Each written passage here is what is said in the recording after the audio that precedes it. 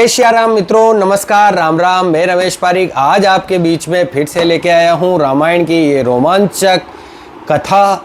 और इस रामायण की वाल्मीकि कृत कथा से आप जानेंगे कि भगवान राम के सारे कथाएं, कहानियाँ और भगवान के राम के समय की वो सारी बातें जिनसे रामायण महाकाव्य की रचना होती है। तो विश्वामित्र जी द्वारा राम को गंगा के पृथ्वी पर अवरों की रोचक इतिहास सुनाते हुए पूरी रात व्यतीत हो गई और फिर सुबह होने पर राम ने गंगा पार करने के प्रस्थान करने की इच्छा व्यक्त की। शीघ्र ही पूरा दल तैयार हो गया। गंगा के तट पर दूर तक यात्रा करने पर उनका दल एक विशाल नामक एक शहर तक आ पहुंचा। जब भगवान राम ने उस नगर पर शासन करने वाले राजाओं के वंश के विषय में विश्वामित्र जी से जिज्ञासा की, तब ऋषि ने उन्हें ये कथा सुनाई। देवता और दैत्य स्वभाव से ही एक दूसरे के विरोधी होते हैं। एक बार भगवान का परामर्श मानकर देवताओं ने दैत्यों के साथ सागर मंथन द्वारा अमृत निकालने के उद्देश्य से अल्पकाल के लिए संधि की। यह संधि इस बात पर तय हुई कि मंथन द्वारा निकले अमृत को वे आपस में बराबर भाग में बांट लेंगे। इस प्रकार देवता और दैत्य अमृतत्व प्राप्त करने की इच्छा से मंदर पर्वत एवं वासुकी सर्प सहित क्षीर सागर की ओर चल दिए। पुरुषोत्तम भगवान की कुशल व्यवस्था ऐसी थी कि सागर मंथन के लिए सर्प को जहाँ दैत्यों ने पकड़ा था वहाँ उनका मुख था, एवं जहाँ देवताओं ने पकड़ा था वहाँ उसकी पूंछ थी। वासुकी अपनी सहस्त्रों आँखों एवं मुखों से धुआं एवं अग्नि मिश्रित श्वास छोड़ता था, जिससे दैत्य गंभीर रूप से घायल हो गए। उनकी स्थिति देवाग्नि में जले हुए वृक्षों की भांति हो गई और धीरे धीरे वे शक्तिहीन हो गए। क्योंकि वासुकी के उग्र श्वास का कुप्रभाव देवताओं पर भी पड़ा, अतः उनका शरीर जो है प्रभाहीन हो गया और उनके मुख, वस्त्र, माला एवं हथियार धुएं से काले हो गए। किंतु भगवान की कृपा से उसी समय सागर के ऊपर बादल उमड़ पड़े और मूसलाधार वर्षा आरंभ हो गई। समुद्री लहरों से जल की बूंदों को ले जाने वाली प्रचंड वायु उनकी ओर प्रवाहित होने लगी, जिससे देवताओं को राहत मिली। पर्वत के अधिक भार के कारण दैत्य और देवता दोनों ही थक गए और कुछ तो प्राण त्यागने लगे। मंदर पर्वत अत्यधिक भारी और आश्रयहीन होने के कारण सागर में डूब गया। इस प्रकार देवताओं और दैत्यों दोनों का ही पराक्रम नष्ट हो गया। तब पूर्ण पुरुषोत्तम भगवान विष्णु अपने वाहन गरुड़ की पीठ पर आरूढ़ होकर प्रकट हुए। भगवान काले बादल के जैसे लगते थे। वे पीताम्बर में सुसज्जित पुष्पों की माला धारण किए और कानों पर बिजली जैसी देव दीप्तिमान कर्ण आभूषण पहने हुए थे। कर्ण का आभूषण पहने हुए थे। उनके नेत्र गुलाबी थे एवं केश कंधे तक विस्तृत थे। उनकी कृपा से देवता एवं दैत्य दोनों पुनर्जीवित हो उठे। भगवान ने तब एक हाथ से पर्वत उठाकर उसे गरुड़ की पीठ पर रख दिया। वे पर्वत के ऊपर बैठ गए और तब गरुड़ उन्हें उस स्थान पर ले गया जहाँ मंथन होने वाला था। उन्होंने पर्वत को सागर के मध्य में स्थापित कर दिया। तब भगवान ने गरुड़ को चले जाने के लिए कहा, क्योंकि वहाँ रहने पर या तो वासुकी आ सकता था या गरुड़ आ सकता था। क्योंकि देखो, जो गरुड़ होता है वो और सर्प दोनों एक दूसरे के मतलब विपरीत है, तो ये दोनों एक साथ नहीं रह सकते हैं। तो इन चीज़ों का आगे भी और भी एक कथा में आगे भी व्याख्यान आएगा कि जब भी भगवान विष्णु का वाहन गरुड़ आता है, जब भगवान राम और लक्ष्मण को दोनों को नागपाश में जब बांध लिया जाता है, तब वहाँ पर भगवान विष्णु का वाहन जो गरुड़ आएगा, तब वो नाग जो है नागपाश से खुलेंगे। ऐसी कथा का आगे व्याख्यान आएगा, मैं आपको अच्छे से बताऊंगा। कूर्मा अवतार में प्रकट होकर भगवान ने एक महाकाय कच्छप का रूप धारण कर लिया। वह सागर के तल में लेट गए और उन्होंने उस पर्वत को अपनी पीठ पर रख लिया। तब भगवान विष्णु ने सारे ब्रह्मांड में निर्भयता का संचार करने वाली अपनी शक्तिशाली एवं गौरवशाली भुजाओं का उपयोग किया तथा वासुकी को रस्सी के समान पकड़ लिया। फिर मंदर पर्वत को मंथन करने वाली मतनी के समान उपयोग करके मंथन करना आरंभ किया। इस कार्य में संलग्न भगवान सुंदर इंद्रनील नामक पर्वत के समान प्रतीत हो रहे थे। पर्वत आगे पीछे हिलने लगा, जिससे आदि नींद में सोए कच्छप स्वरूप भगवान की पीठ में खरोच लगने के कारण उन्हें खुजली होने लगी। तब भगवान विष्णु ने स्वयं एक विशालकाय रूप धारण कर एक हाथ से मंदर पर्वत के शिखर को स्थिर करने के लिए सहारा दिया। जब मंथन प्रचंडता से होने लगा तब मछलियां, कच्छप, सर्ग सभी व्याकुल हो उठे। पूरे सागर में उपद्रव मच गया और व्हेल जैसे विशाल जलचर प्राणी, जल में रहने वाले हाथी, जो मगरमच्छ होते थे तथा एक तिमिंगिल मछली नामक बहुत व्हेल की जो बहुत बड़ी प्रजाति होती थी, उसे तिमिंगिल मछली, हमारे हिंदी में तिमिंगिल मछली कहा जाता है, जो वो व्हेल मछली को भी खा सकती थी, इतनी बड़ी मछली होती थी। आदि सब जो वो जीव जंतु थे वो सभी सत्य पर आ गए। इतना भयंकर वो मंथन होने लगा। इस प्रकार से सागर का मंथन किए जाने पर सर्वप्रथम हलाहल नामक एक घातक विष, बड़े परिणाम, बहुत बड़ी संख्या में मतलब हलाहल विष निकला। जब देवताओं ने देखा कि उनकी रक्षा करने वाला कोई नहीं है आसपास में, तब उन्होंने शिव के पास जाकर प्रार्थना की। शिव को आशुतोष कहा जाता है क्योंकि वे अपने भक्तों से शीघ्र ही बहुत जल्दी प्रसन्न हो जाते हैं।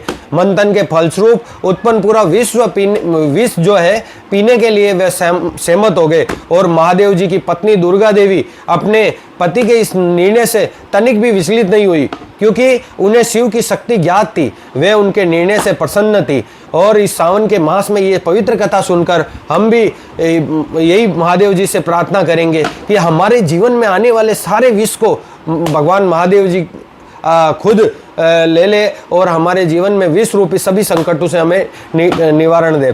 शिव ने सभी ओर से फैले उस विष को जो है वो एकत्रित कर लिया और उसे अपने हाथ में लेकर पी गए, जिसके कारण उनका कंठ जो है नीलवर्ण का हो गया था, इसलिए उनको नीलकंठ भी कहा जाता है। किंतु उस विष का थोड़ा सा अंश है जो उनके हाथ से छूटकर भूमि पर गिर गया और उसी विष के फलस्वरूप धरती पर विषैले सर्प, बिच्छू, विषैले पौधे और अन्य विषैली वस्तुएं विद्यमान है। मतलब जो भी जहरीले जो फल फ्रूट है, जो भी प्रकृति में जहरीली जो मतलब औषधियाँ हैं या जो जहरीले जो मतलब आग जैसे या जो भी मतलब जहरीले जो है मतलब यहाँ पे धरती पर मौजूद है, वो उसी की वजह से है। उस सागर मंथन के समय 60 करोड़ अप्सरा जो है उत्पन्न हुई और सागर मंथन से, और उन्हें देवताओं और दानवों में से किसी ने भी स्वीकार नहीं किया, अतः वे वेश्याएं बन गई। इसके पश्चात जब मदिरा सूर्य की देवी वारुणी सागर से निकली तब उन्हें दानवों ने नहीं अपितु देवताओं ने स्वीकारा, अतएव अदिति के पुत्रों को सूर कहा गया है, जबकि दिति के जो पुत्र हुए वो असुर होते हैं। सुर और असुर में ये आप हमेशा ध्यान रखें कि जो भी मतलब अदिति के जो पुत्र हुए थे उनको सूर कहा गया है और दिति के जो पुत्र हुए थे उनको असुर कहा गया है। अंततः अनेक वर्षों के पश्चात भगवान विष्णु धन्वंतरी, जिन्होंने चिकित्सा विज्ञान का सूत्रपात किया था, वो धन्वंतरी के रूप में एक हाथ में अमृत से भरा पात्र और दूसरे हाथ में एक मुसल लिए हुए क्षीर सागर से प्रकट हुए। देवताओं एवं असुरों के मध्य अमृत के लिए एक भीषण युद्ध हो गया। असुरों के मध्य अमृत के लिए एक भीषण युद्ध हुआ। जब दोनों दल विनाश की ओर अग्रसर थे, असुरों ने अमृत अपने कब्जे में कर लिया। तब भगवान विष्णु ने मोहिनी मूर्ति का रूप धारण किया। जब भगवान एक अत्यंत सुंदर युवती के रूप में असुरों के समक्ष प्रकट हुए तब वे सभी मोहित हो गए। क्योंकि उस समय असुर अमृत के लिए आपस में ही संघर्ष कर रहे थे, अतः अपने संघर्ष को समाप्त करने हेतु तो उन्होंने उस सुंदर स्त्री को आमंत्रित किया। उनकी निर्बलता का लाभ उठाते हुए मोहिनी स्वरूप में भगवान ने असुरों से ये प्रतिज्ञा करवाई कि जो भी निर्णय वो करेगी उसे मानने के लिए असुर सहमत हो जाएंगे। भगवान रूपी मोहिनी ने उनको इस बात के लिए सहमत कर लिया। जब असुरों ने ये वचन दे दिया तब असुरों एवं देवताओं को अलग अलग पंक्तियों में बिठाया गया ताकि वे उन्हें अमृत बांट सके। मोहिनी मूर्ति ने असुरों के पास जाकर उनसे अनुग्रह पूर्वक बात की। असुरों ने भी उनसे बात करके अपने को सौभाग्यशाली माना। चूंकि देवता दूर बैठे थे, अतः असुरों ने सोचा कि उन्हें अमृत का थोड़ा अंश ही मिल पाएगा। अपितु असुरों ने यह निष्कर्ष निकाला कि मोहिनी उनसे इतनी अधिक प्रसन्न दिखाई पड़ती है कि वे सारा अमृत उन्हें दे देगी। मोहिनी स्वरूप के उत्कृष्ट अलौकिक सौंदर्य से वशीभूत होकर असुरों ने मोहिनी देवी को अमृत दे दिया और उन्होंने अत्यंत चतुराई से अमृत को देवताओं में वितरित कर दिया।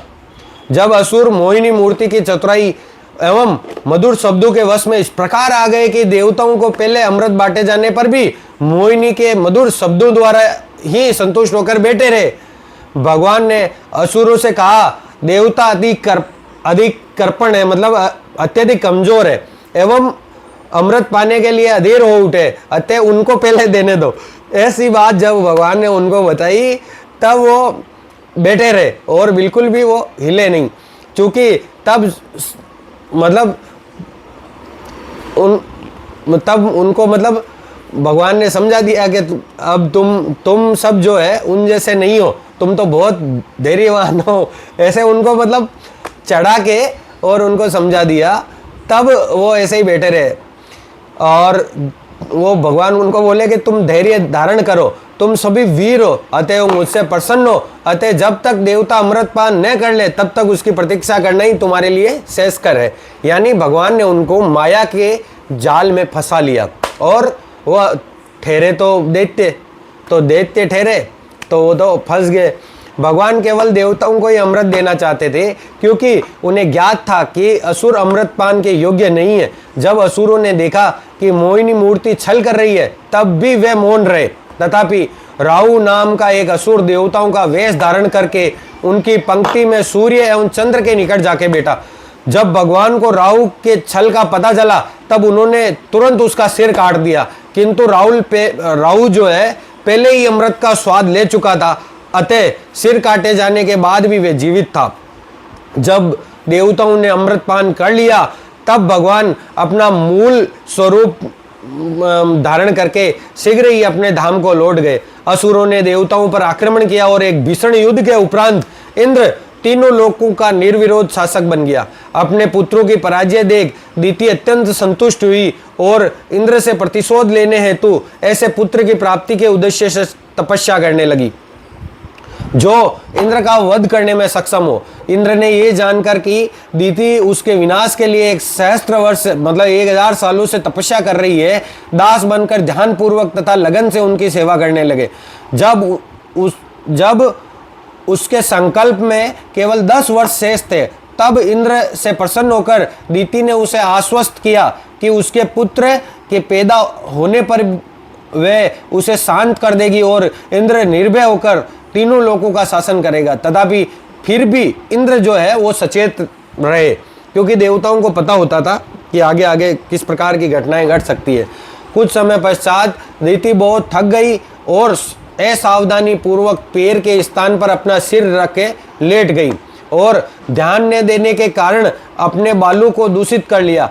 इस दोष का लाभ उठाकर इंद्र माया शक्ति से उसके गर्भ में प्रवेश कर गए और तब उन्होंने दिति के भ्रूण को 7 भागों में विभाजित कर दिया। जब भ्रूण कर्कश स्वर में चिल्लाए तब उन्होंने प्रत्येक भाग को पुनः 7 भागों में विभाजित कर दिया और इस प्रकार कुल 49 भाग हो गए। दिति समझ गई कि क्या हो रहा है और उसने इंद्र से प्रार्थना की कि वे उसके शिशुओं की हत्या न करें। यह ज्ञात होने पर भी इंद्र गर्भ से बाहर आकर अपनी सौतेली माँ के समक्ष क्षमा प्रार्थना करने लगे।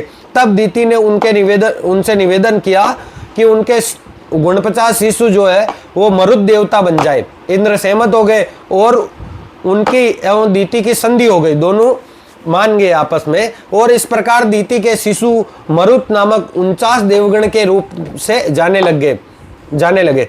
विश्वामित्र ने बताया, ये एक विशाल नामक नगर उस स्थान पर है जहां दिति ने पहले तपस्या की थी। तत्पश्चात इक्ष्वाकु के पुत्र विशाल ने इस नगर का निर्माण किया। अभी वो भगवान राम जी के वंशज थे विशाल, उन्होंने ही मतलब इस नगर की स्थापना की। अभी उस वंश के वर्तमान राजा सुमति है, वहाँ पे सुमति नाम के राजा जो है वो राज्य को संभालते हैं। तब महाराज सुमति विश्वामित्र जी का स्वागत करने के लिए और उनकी पूजा करने नगर से बाहर आए। उनके निमंत्रण पर संपूर्ण दल ने रात्रि को वहीं विश्राम किया। अगली सुबह दल ने विदेह राज्य की ओर प्रस्थान किया। महाराज जनक की राजधानी मिथिला की सीमा पर पहुंचने पर भगवान राम ने एक निर्जन कुटिया देखी। जब उन्होंने विश्वामित्र से इसके विषय में पूछा तब ऋषि ने बताया ये पहले गौतम ऋषि का आश्रम था, जो यहाँ अपनी पत्नी अहल्या के साथ तपस्या करते थे। तो इस प्रकार विश्वामित्र जी ने उस स्थान के बारे में भगवान राम को बताया। एक बार की बात है कि ये जानकर कि गौतम ऋषि आश्रम से बाहर गए हैं, राजा इंद्र ने गौतम ऋषि जैसा ही वेश बनाकर आश्रम में गए और गौतम की पत्नी से बोले, मेरी प्रिय सुंदरी, मैं अभी तुम्हारे संग पढ़ने करना चाहता हूँ, तुम मुझे निराश मत करना। अहल्या समझ गई कि इंद्र ही गौतम के वेश में आए, परंतु अहल्या ने जो है वो इंद्र का विरोध नहीं किया, क्योंकि वे भी उनके साथ संग करना चाहती थी। इस प्रकार उन दोनों का परिणय हुआ और जब उनकी कामुक भावनाओं की तुष्टि हो गई तब अहल्या ने प्रार्थना की कि हे इंद्र, कृपया मेरे पति गौतम के क्रोध से मेरी रक्षा करो, क्योंकि अहल्या समझ गई थी कि अब कुछ अनर्थ होने वाला है। इंद्र ने अहल्या को आश्वस्त कर दिया कि वे अतिशीघ्र गुप्त रूप से वहां से चले जाएंगे, किंतु जब इंद्र भी चुपके से वहां से गौतम ऋषि के आश्रम से भाग रहे थे, अकस्मात जो है ऋषि वो लौट आए और गौतम ऋषि ने इंद्र को उनके वेश में देख लिया। इंद्र का सारा जो सिर है वो श्रम से झुक गया। वे उनके दुर्व्यवहार की प्रकृति को भली भांति समझ गए। अत्यंत क्रुद्ध होकर उन्होंने इंद्र को श्राप दिया, अरे कामी मूर्ख, इस घृणित कृत्य के दंड स्वरूप तुम्हारे अंडकोश अभी गिर जाए। श्राप के उच्चारित होते ही इंद्र के अंडकोश उसके शरीर से अलग होकर भूमि पर गिर गए। फिर आश्रम में प्रवेश करने के पश्चात गौतम ने अपनी पत्नी को श्राप दिया, अरे नीच स्त्री, अब से तुम खाने पीने के अयोग्य होकर राख के अंबार में पड़ी रहोगी। तुम सभी जीवों से अदृश्य होकर इस आश्रम में विचरण करोगी। इस प्रकार अहल्या जो है वहां से अदृश्य हो गई गौतम ऋषि के श्राप से। फिर गौतम ऋषि ने कहा कि सुदूर भविष्य में भगवान राम के आने पर तुम काम रहित और पाप मुक्त होकर मेरा संग कर सकोगी। ऐसा कहकर गौतम ऋषि हिमालय की ओर चल दिए। तभी इंद्र ने जो है देवताओं को सूचना दी कि मैंने गौतम ऋषि को क्रोधित करके स्वर्ग के राजा के रूप में मेरा पद पाने के उनके प्रयास को सफलतापूर्वक निष्फल कर दिया। जो इंद्र वगैरह जो भी देवता ये कार्य करते थे, उनके पीछे बहुत ही बहुत बड़ी मनसा होती थी या बहुत बड़ा उद्देश्य होता था। तो भौतिक जगत के लोग जो है इन कहानियों को उस प्रकार नहीं ले कि अच्छा क्या बुरा क्या, ऐसा नहीं। उनको भविष्य की सारी घटनाओं के बारे में पर्याप्त जानकारी होती थी, उनको अपने कर्तव्यों का पूरा भान होता था। इसके लिए भौतिक जगत के लोगों से मेरी यही विनती है कि पौराणिक कथाओं को आप इस प्रकार से हल्के में नहीं लेना कि इन्होंने ऐसा किया वैसा किया, ऐसा नहीं। उनको भविष्य का भी पूरा पता होता था। उनकी जो तपस्या भी होती थी ना, वो उसी प्रकार की होती थी। जो इस प्रकार से जो है ये बात आगे बढ़ी। लेकिन इंद्र ने फिर सब देवताओं को बताया कि इस कार्य के फलस्वरूप गौतम ऋषि के श्राप से उन्होंने मेरे अंडकोश निकाल दिए हैं। अब आप लोग किसी भी प्रकार से मेरा पुरुषत्व वापस लाने की व्यवस्था करें। इंद्र की प्रार्थना सुनकर देवताओं ने पितृलोक के निवासियों द्वारा एक भेड़ होती है, भेड़ा जो होता है, जो जो मेल भेड़ है, उसके जो अंडकोश है निकालकर इंद्र के शरीर में प्रतिस्थापित कर दिए। ये कथा सुनकर इस प्रकार की सर्जरियां जो है हमारे पुराणों में बहुत प्रकार इस प्रकार के सर्जरियां आपको देखने को मिलेगी। जो आजकल के आधुनिक वैज्ञानिक बोलते हैं कि हमसे ज़्यादा ज्ञानी कोई नहीं है, वो हमारे जो है हमारे पुराण, हमारे शास्त्र, हमारी धार्मिक ग्रंथ को उठा के देखे कि हमारे देवता किस प्रकार की सर्जरियां ऐसे चुटकियों में कर देते थे। यह कथा सुनकर विश्वामित्र जी ने भगवान राम को गौतम ऋषि के आश्रम में प्रवेश करने के लिए आमंत्रित किया। राम के कुटिया में प्रवेश करते ही अहल्या अपने तपस्विनी सदस्य प्रभा सहित तेजस्वी मूल रूप में आ गई। वस्तुतः अहल्या की मुक्ति पर अकस्मात स्वर्ग से पुष्पों की वर्षा हुई, नगाड़े बजने लगे। राम एवं लक्ष्मण ने आदर पूर्वक अहल्या के चरण स्पर्श किए और उसने भी दोनों भाइयों एवं विश्वामित्र का स्वागत किया। तब गौतम ऋषि पुनः अपनी पत्नी से मिलने आए और उन्होंने आदरपूर्वक भगवान राम एवं लक्ष्मण की पूजा की और मतलब उन्होंने अहल्या के साथ में आगे रहना आरंभ कर दिया। इसके पश्चात दल ने मिथिला में प्रवेश किया। राजा जनक के यज्ञ क्षेत्र में पहुंचने पर भगवान राम विश्व के सभी भागों से आए हुए सहस्त्रों ब्राह्मणों को देखकर प्रसन्न हुए।